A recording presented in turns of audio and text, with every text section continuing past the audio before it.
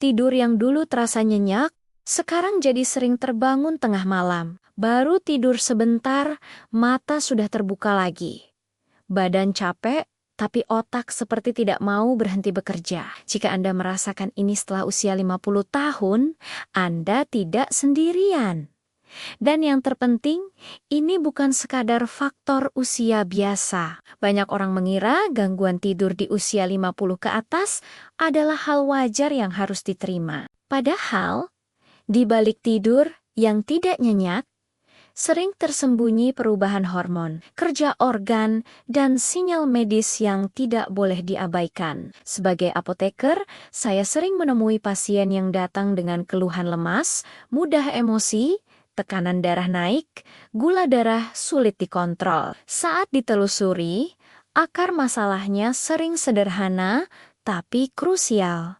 Tidurnya sudah tidak berkualitas. Memasuki usia 50 tahun, tubuh mengalami penurunan hormon melatonin. Hormon inilah yang memberi sinyal ke otak bahwa tubuh sudah waktunya beristirahat. Produksinya bisa turun hingga 50%.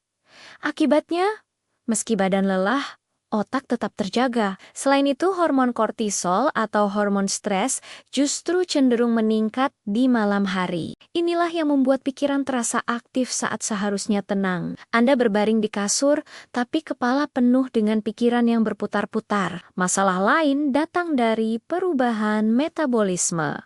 Di usia ini, kerja ginjal dan prostat mulai berubah. Banyak orang terbangun bukan karena mimpi, tapi karena ingin buang air kecil. Tidur pun terpotong-potong, dan tubuh tidak sempat masuk fase tidur dalam yang paling memulihkan. Belum lagi gangguan pernapasan saat tidur, seperti sleep apnea ringan, mendengkur, napas terhenti sesaat, lalu tubuh terbangun tanpa sadar. Ini membuat tidur terasa lama, tapi bangun tetap lelah. Kondisi medis seperti asam lambung, tekanan darah tinggi, dan gula darah yang tidak stabil juga sangat berpengaruh. Asam lambung sering naik saat malam, menimbulkan rasa panas di dada. Tekanan darah yang naik dini hari membuat jantung berdebar. Gula darah yang turun atau naik drastis bisa memicu terbangun mendadak.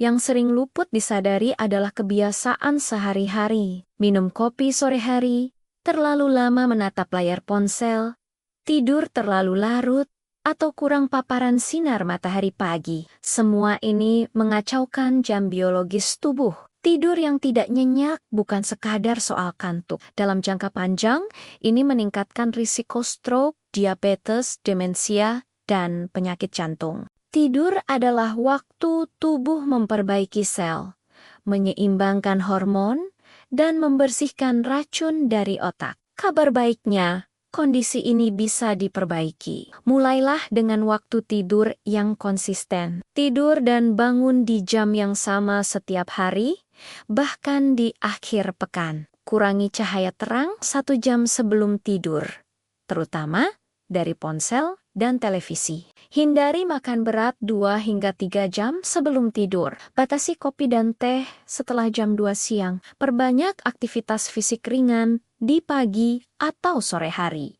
seperti jalan kaki. Jika sering terbangun karena buang air kecil, batasi minum terlalu banyak menjelang tidur. Pastikan juga tekanan darah dan gula darah terkontrol dengan baik. Tidur bukan kemewahan, tapi kebutuhan medis. Jika tidur Anda sudah terganggu lebih dari 1 bulan, jangan ragu berkonsultasi dengan tenaga kesehatan. Semakin cepat diperbaiki, semakin besar dampaknya bagi kualitas hidup Anda.